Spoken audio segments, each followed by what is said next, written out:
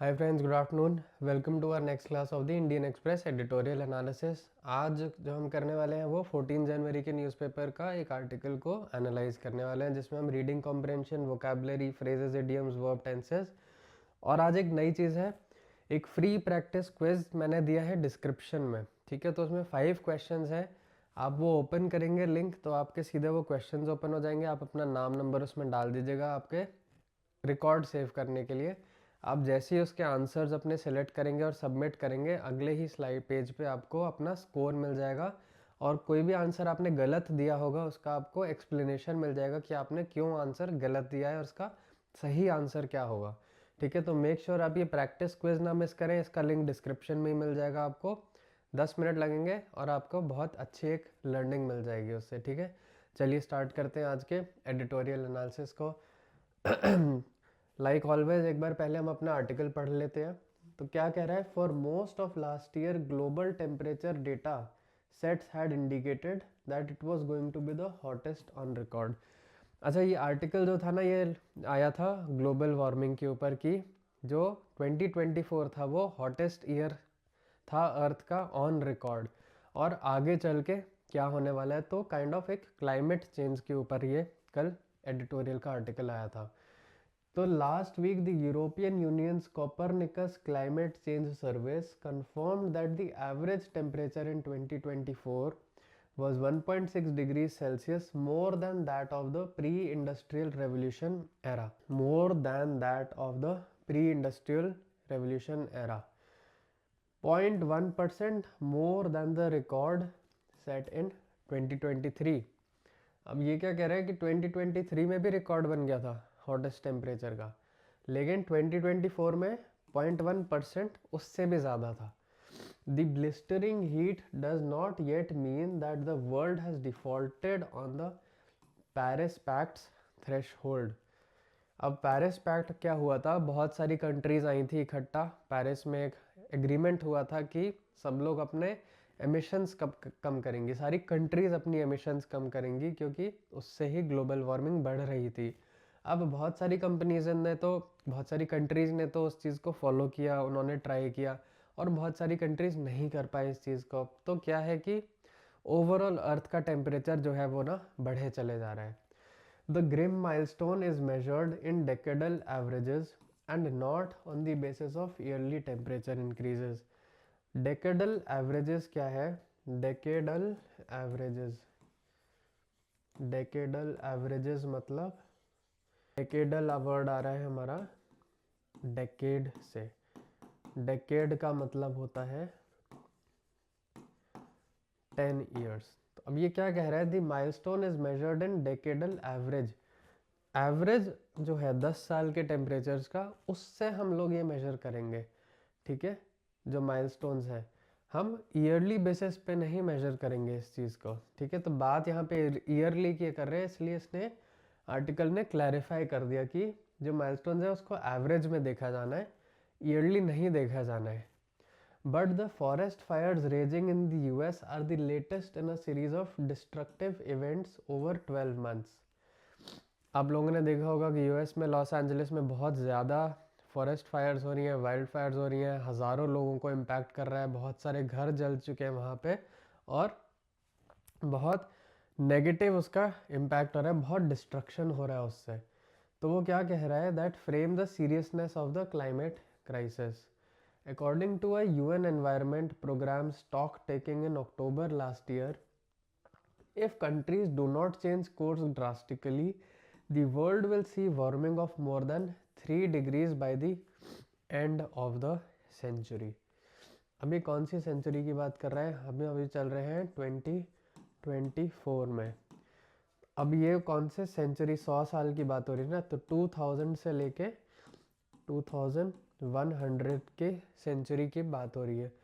तो ये यूएन ने क्या कहा कि अगर कंट्रीज़ चेंज नहीं करती हैं अपना कोर्स मतलब जो तौर तरीका है, रवैया है, जिस तरीके से वो चल रहे हैं, जिस तरीके से एमिशंस हो रही हैं, पॉल्यूशन हो रही है ना, सस्टेनेबल प्रैक्टिसेस नहीं यूज़ करी जा रही हैं, तो world will see warming of more than 3 degrees. मतलब जो एवरेज टेम्परेचर है जो अर्थ का नापा जाता है वो एंड ऑफ द सेंचुरी 2100 तक 3 डिग्री से ज़्यादा बढ़ चुका होगा। ठीक है।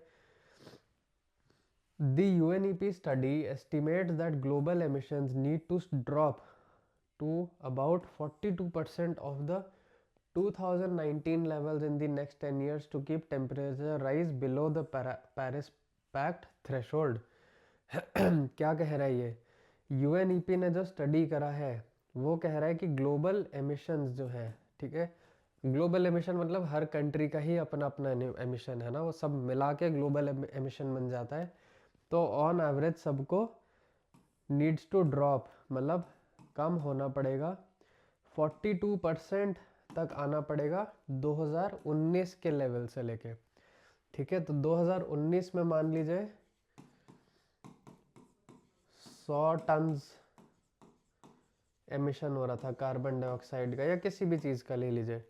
अब वो क्या कह रहे हैं कि ग्लोबल एमिशन को कम होके यहाँ से 42% पे आना पड़ेगा, मतलब अब 42 टन्स एमिट करेंगे तब जाके जो पेरिस एग्रीमेंट हुआ था, पेरिस एग्रीमेंट में हुआ था कि शायद 1.5 डिग्रीज या 1.6 डिग्रीज तक ही टेम्परेचर बढ़े तो ही कंट्रोलेबल है, उससे ज़्यादा बढ़ने लग गया तो बहुत ज़्यादा क्लाइमेट चेंज की प्रॉब्लम्स आने लग जाएंगी। अगर उस लेवल के नीचे रखनी है अर्थ के वार्मिंग को तो ग्लोबली इतना कम करना पड़ेगा, जो भी पोल्यूशन हो रहा है, जो भी ना ग्रीन हाउस गैसेज निकल रही है उसको। Data on global warming mitigation targets put the seriousness of this challenge in perspective। अब ये क्या कह रहा है कि डेटा जो आ रहा है कि ग्लोबल वार्मिंग मिटिगेशन टारगेट्स, कि ग्लोबल वार्मिंग को कम करने के टारगेट का जो डेटा है कि एक्चुअल क्या कंट्रीज कर रही हैं, वो बहुत सीरियसनेस दिखाती है कि ये बहुत चैलेंजिंग चीज़ है कि हम लोग ये टारगेट अचीव कर पाएंगे। जो एक्चुअल डेटा है, जो कंट्रीज़ का एक्चुअल निकल के आ रहा है, उसके हिसाब से बहुत सीरियसली ये चीज़ ली जाने वाली बात है। आगे क्या कह रहा है आर्टिकल? आगे कह रहा है if all countries were to meet their current pledges by 2030 emissions would drop by only 10%।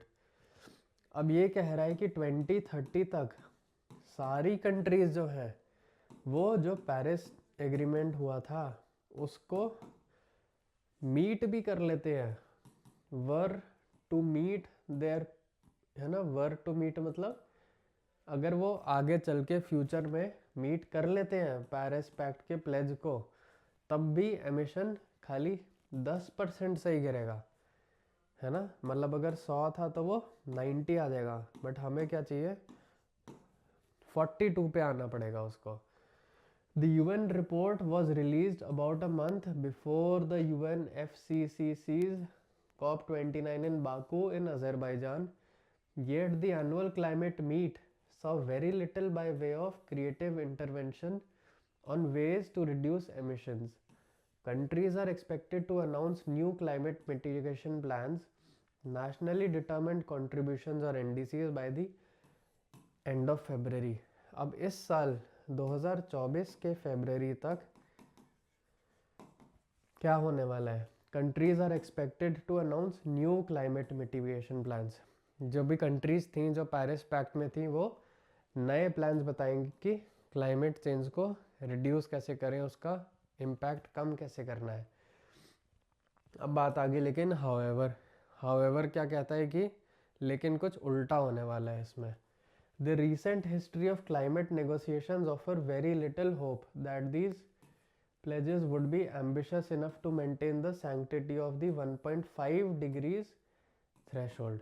ठीक है, अब ये क्या कह रहा है? However, the recent history of climate negotiations मतलब अभी recently जितने भी negotiations हुए हैं climate change के around countries के बीच में, offer very little hope। offer very little hope एक phrase है, इसका मतलब है कि ज़्यादा उम्मीद नहीं जग रही है इस चीज़ से। ठीक है, कि ये प्लेजेस जो हैं, जो ये कंट्रीज कमिट कर रही हैं, जो है ना बोल रही हैं, वो उतने एम्बिशियस होंगे एम्बिशियस क्यों होना चाहिए? एम्बिशियस होना मतलब कोई बहुत बड़ा गोल अचीव करना, बहुत बड़े ड्रीम्स देखना। अब इस केस में बहुत बड़ा ड्रीम क्या है, कनेक्ट कर पा रहे हैं आप लोग? बड़ा ड्रीम ये है कि हमें 100 से लेके 42 तक लाना है, ठीक है? ये है हमारा टारगेट, जिससे कि 1.5 डिग्रीज ही टेम्परेचर का राइज होए आगे चल के।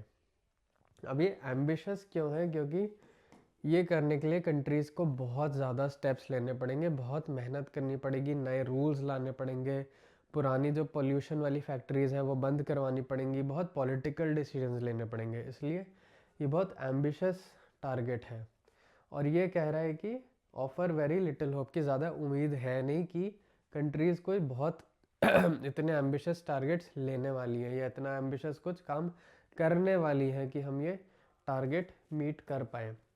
At Baku, progress on the issue was stalled after a negotiation bloc of developing countries objected to any agreement that would give the UNFCCC oversight over how the NDCs are framed or implemented. अब कुछ countries ने objection भी कर दिया, तो उसके बाद क्या हुआ, जो डिस्कशंस थे वो स्टॉल हो गए। स्टॉल होना मतलब रुक जाना, ठीक है? स्टॉल होना मतलब रुक जाना। Most global Met agencies do not forecast that 2025 will be as hot as 2024, but policymakers would be wrong to read that as a respite. Several national weather bodies, including India's, reckon their countries will continue to experience high temperatures. More importantly, globally, the temperature rise is likely to be only marginally lower than in the past 2 years. The UK's Met Office, in fact, believes that 2025 could be the third hottest year on record. Environmental agencies all over the world have their work cut out.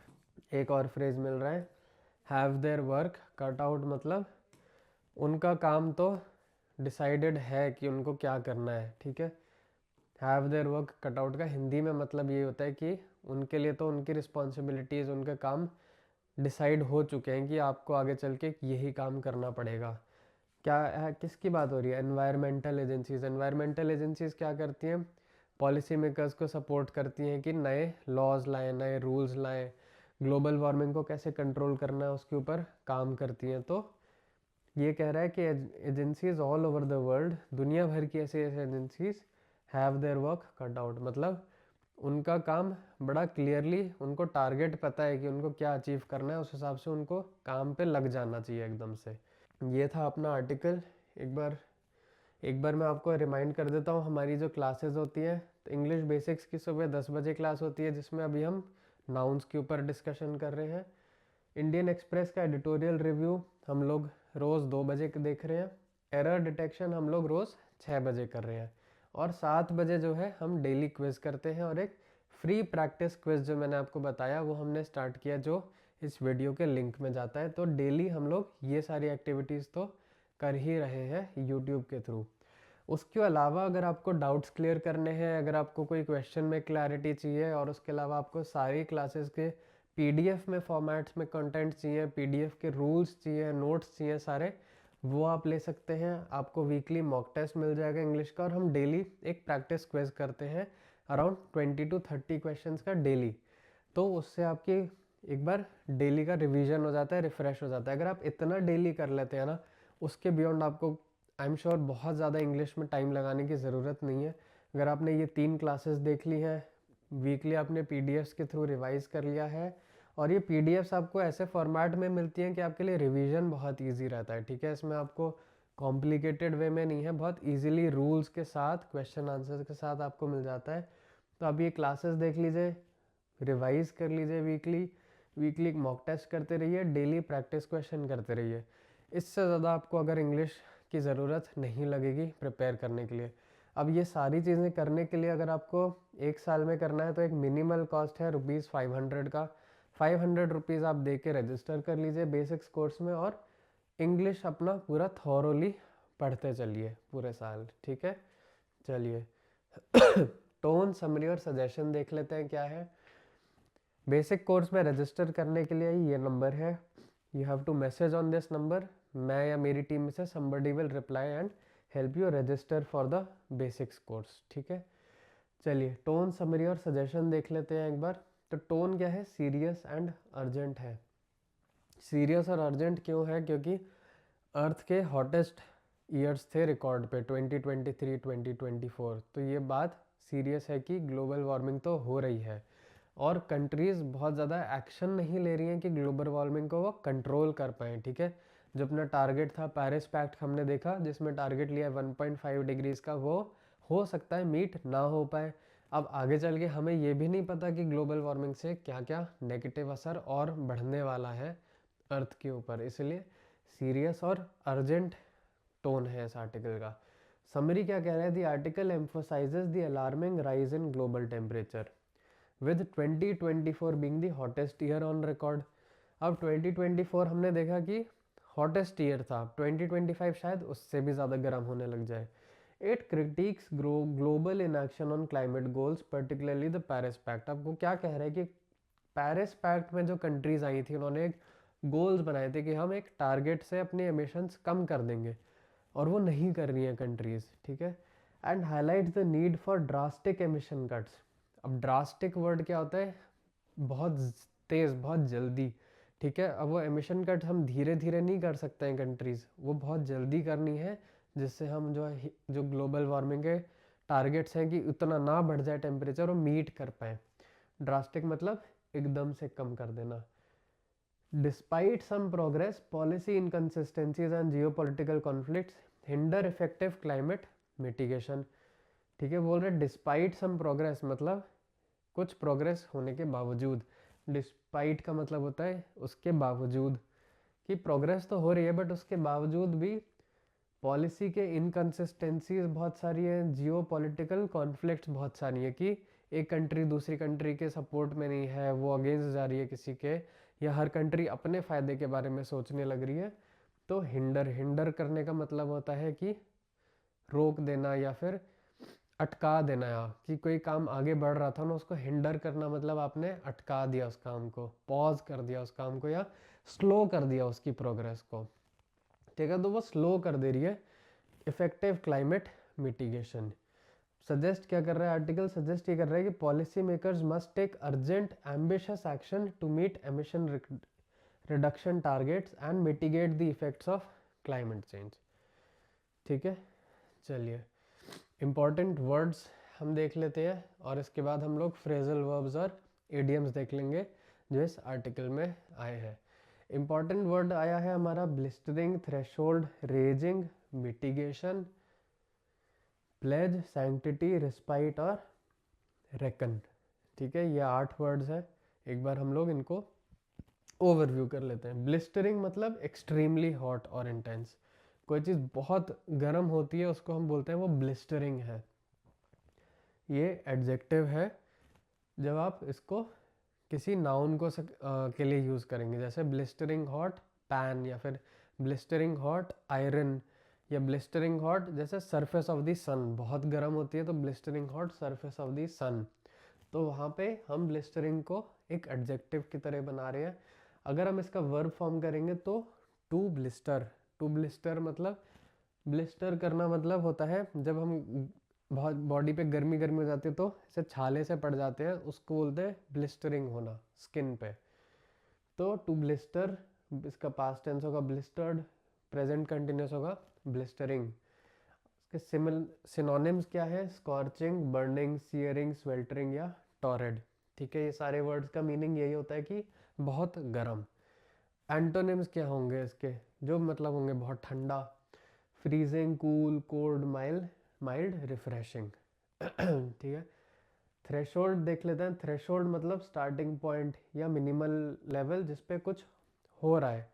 ठीक है, threshold मतलब होता है एक level होता है किसी भी चीज़ में, जब जहाँ पे कहीं लेवल की बात आती है तो एक उसको हम बोल सकते हैं थ्रेशोल्ड है वो। ठीक है, तो ये एक नाउन फॉर्म में यूज होता है। इसके सिमिलर वर्ड्स हैं जैसे लिमिट, बाउंड्री, ब्रिंक, वर्ज या एज। ऑपोजिट्स हैं and, completion, termination, conclusion, cessation. Threshold कभी भी स्टार्टिंग या एंड को नहीं बोला जाएगा, बीच में कभी भी कोई लेवल होगा उसको हमेशा थ्रेशोल्ड बोल सकते हो। रेजिंग मतलब बहुत इंटेंसिटी से कोई चीज़ होना, जैसे पानी बहुत तेज़ बह रहा है तो उसको the raising flow of water बोल सकते हैं। रेज का इंग्लिश में मतलब होता है, रेज मतलब बहुत ज़ोर से गुस्सा करना, मतलब इंटेंसिटी जिसमें बहुत ज़्यादा होती है, वहाँ पे आप रेजिंग को यूज़ कर सकते हैं। जैसे अगर एडजेक्टिव की तरह रेजिंग यूज़ हो रहा है, मतलब बहुत इंटेंसली कोई काम हो रहा है, बहुत ताकत से कोई बहुत काम हो रहा है, ठीक है। इसके सिमिलर वर्ड्स हैं furious, violent, intense, rampant, fierce. Antonyms है काम, सबड्यूड, कंट्रोल्ड, माइल्ड और जेंटल। एंटोनिम्स क्या होंगे, थोड़ा सा शांत, है ना, तो काम, सबड्यूड, कंट्रोल्ड, माइल्ड और जेंटल। नेक्स्ट वर्ड है मिटिगेशन। मिटिगेशन मतलब action of reducing the severity, मतलब किसी चीज़ के असर को थोड़ा सा कम करवा देना, ठीक है। यह है नाउन। वर्ब फॉर्म इसका होता है टू मिटिगेट, इसका पास्ट टेंस होगा मिटिगेटेड, प्रेजेंट कंटिन्यूस होगा मिटिगेटिंग। सिनोनिम्स क्या है इसके, एलिविएट, रिडक्ट, रिड्यूस करना, रिलीव करना, डिमिनिश कर देना, मॉडरेशन, मॉडरेट कर देना। कुछ कुछ वर्ड्स हम इसके बाकी पीछे की क्लासेस में भी पढ़ चुके हैं, तो अगर आप सारी क्लासेस देखते रहेंगे ना, तो आपको ये वर्ड्स बार बार रिपीट होते हुए दिखेंगे, जो कि आपको याद करने में बहुत ईजी रहेगा आगे चल के। एंटोनिम्स क्या है इसके, एग्रेवेट करना, वर्सन करना, इंटेंसिफाई, एग्जैसरबेट या एस्केलेट कर देना, ठीक है। चलिए नेक्स्ट वर्ड हमारा है प्लेज, सैंक्टिटी, रिस्पाइट और रेकन। अब प्लेज मतलब फॉर्मल प्रॉमिस और कमिटमेंट। फॉर्मल मतलब अगर कोई कंट्री कोई प्रॉमिस कर रही है या कमिटमेंट कर रही है और फॉर्मली कर रही है, मतलब रिटन में कर रही है और पब्लिकली सबको डिक्लेयर कर रही है, तो उसको बोला जा सकता है प्लेज किया। जैसे पहले ज़माने में किंग्स करते थे, तो एक प्लेज माना जाता था वो। तो ये नाउन और वर्ब फॉर्म में चल सकता है। वर्ब फॉर्म में बनता है ये टू प्लेज, पास्ट टेंस में होगा प्लेज्ड और प्रेजेंट कंटिन्यूस में होगा प्लेजिंग, ठीक है। सिनोनिम्स इसके होते हैं प्रॉमिस, वाव, एश्योरेंस, कमिटमेंट या गारंटी, ठीक है। एंटोनिम्स क्या है इसके, रिफ्यूजल, डिनायल, रिट्रैक्शन, रेवोकेशन या ब्रेक, ठीक है। प्लेज करना मतलब प्रॉमिस करना, कमिट कर देना, इसका ऑपोजिट क्या होगा, मना कर देना, रिफ्यूज कर देना कि हम ये काम तो नहीं करेंगे, तो रिफ्यूजल, डिनायल, रिट्रैक्शन, रेवोकेशन या ब्रेक।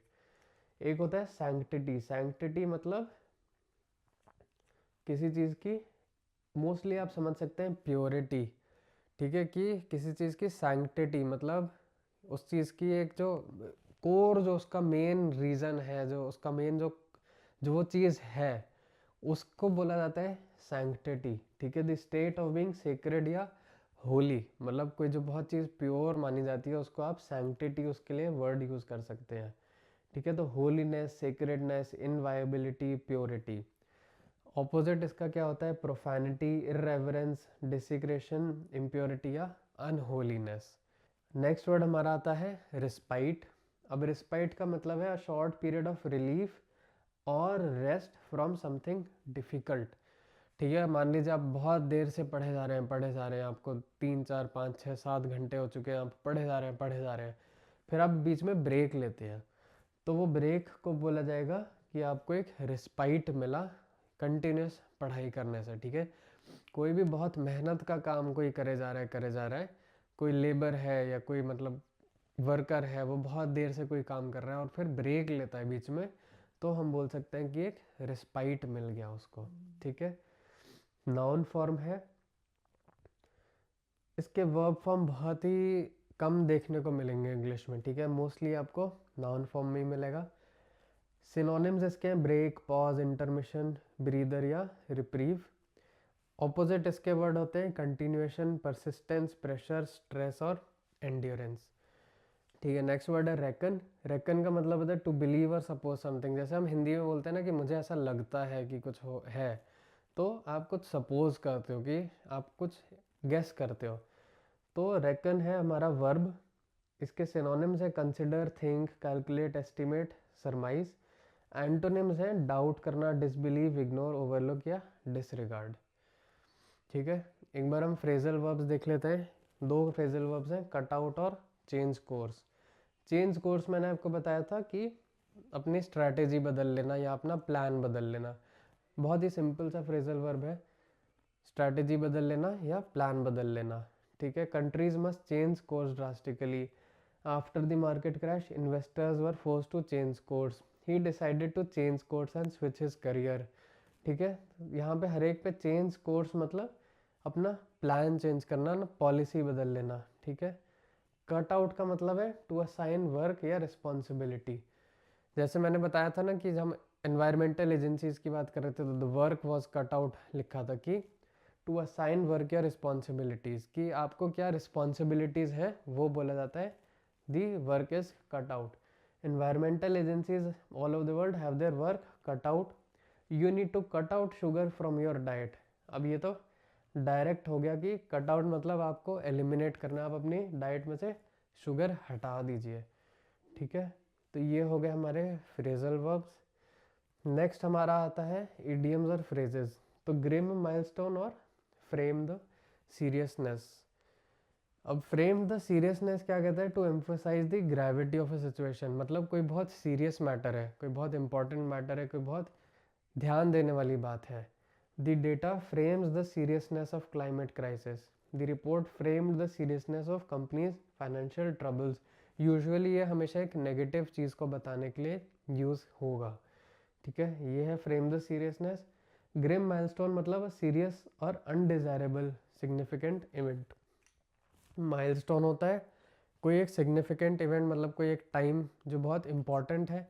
ग्रिम मतलब नेगेटिव वर्ड होता है, ग्रिम मतलब कोई चीज़ नेगेटिव हो रही है, तो एक नेगेटिव माइलस्टोन है, मतलब कोई माइलस्टोन तो आया, कोई नई चीज़ हुई, कोई इंपॉर्टेंट इवेंट हुआ, लेकिन वो एक नेगेटिव वे में हो रहा है। The rising temperatures mark a grim milestone in the fight against climate change. जो टेम्परेचर बढ़ रहे हैं, अब वो एक माइलस्टोन तो है, लेकिन वो एक नेगेटिव माइलस्टोन है, क्योंकि ग्लोबल वार्मिंग का साइन हो रहा है, वो एक नेगेटिव बात हो रही है, ठीक है। ऐसे ही आप बाकी दोनों एग्जांपल्स देख सकते हैं, वो दोनों भी नेगेटिव मीनिंग के ही मतलब निकलेंगे उसमें से, ठीक है। चलिए, तो हमारे एडिटोरियल की क्लास तो हम कंप्लीट करते हैं आज की। तो इंडियन एक्सप्रेस का ये एडिटोरियल था, आई होप आप लोगों को समझ आया होगा इस आर्टिकल का मतलब। और डिस्क्रिप्शन में जाइए, 5 क्वेश्चंस हैं, उनको फटाफट से आंसर कर दीजिए, और उनके आंसर्स आपको और स्कोर एकदम इंस्टेंट तुरंत मिल जाएंगे सबमिट करते ही, ठीक है। चलिए, मिलते हैं हम अपनी नेक्स्ट क्लास में।